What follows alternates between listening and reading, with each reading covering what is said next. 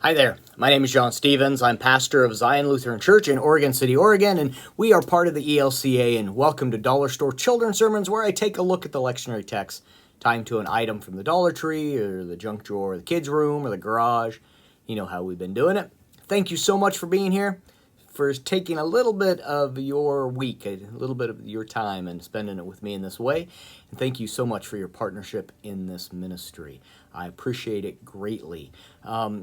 And I appreciate all of you that have given a donation over the last year, especially over the last month. It's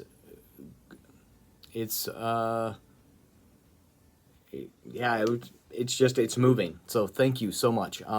If you haven't and you're considering it, you can do so on the blog or in the show notes, so to speak. I have the Venmo address. It's greatly appreciated. It's never required, but always appreciated. So thank you. All right, so this is for the Revised Common Lectionary, the third Sunday of Advent, and we are looking at that question. So Jesus, who are you? Are you? Who? What? Huh? And so I'm looking at, John the Baptist sends some of his disciples to ask Jesus the question, who are you? And are you the one that we were waiting for, or do we need to wait for another? Because I don't know, because you're acting a little strange. So looking at that, the springboard is there's a game that you can play. It's either you could play charades. We're guessing about who am I. I'm either doing a character or a name or something like that.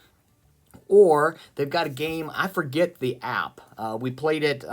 We played it at the youth gathering, where you hold up the phone and it has a name or a character or something, and you have to, by other people acting out, you have to guess what that is.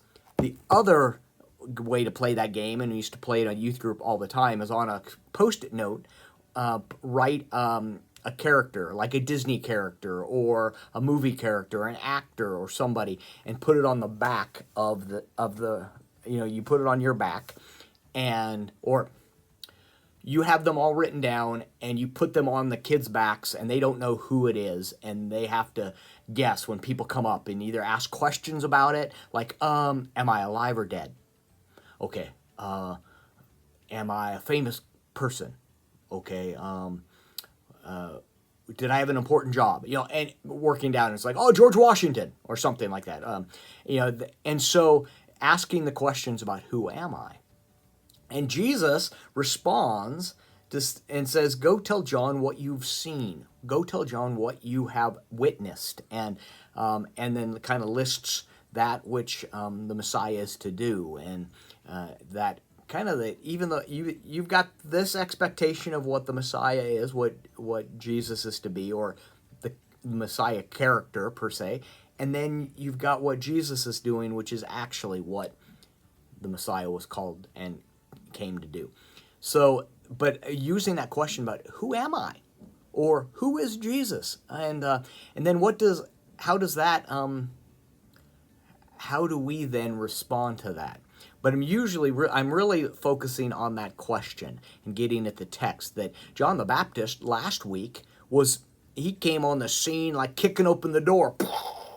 All right, you over there, brood of vipers, Merry Christmas, whatever, and so that here there's the question about who are you, and so I'm playing with that the Post-it note. You could, if you know the app. I haven't even bothered looking up the app because I'm using the Post-it notes.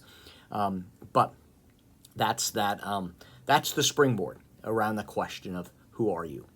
Charades, playing the game of guessing the characters, and then moving on to where John the Baptist asks the same kind of question. And you could talk about how asking questions is not wrong. Asking questions is a part of faith. Asking questions and getting and digging deeper into what we believe is an important thing. So, all right. I hope this can be useful for your own children's sermon. Thank you so much for being here. Thank you for the love that you share your kids and your parents and the families of your congregation. Thank you. And you are rocking it, just in case someone forgets to tell you. Oh, and exciting. And if you've waited this long, well, the exciting part is, and it's for me, is that December 5th, which is in this week, in between the week, hasn't happened yet, but I'm recording it for the Sunday that will be past the date. But December 5th, I celebrate 23 years of ordination. That is fantastic. I'm very excited about that. 1999, December 5th. So there we are. All right, have a great day, and we'll see you next week. Peace.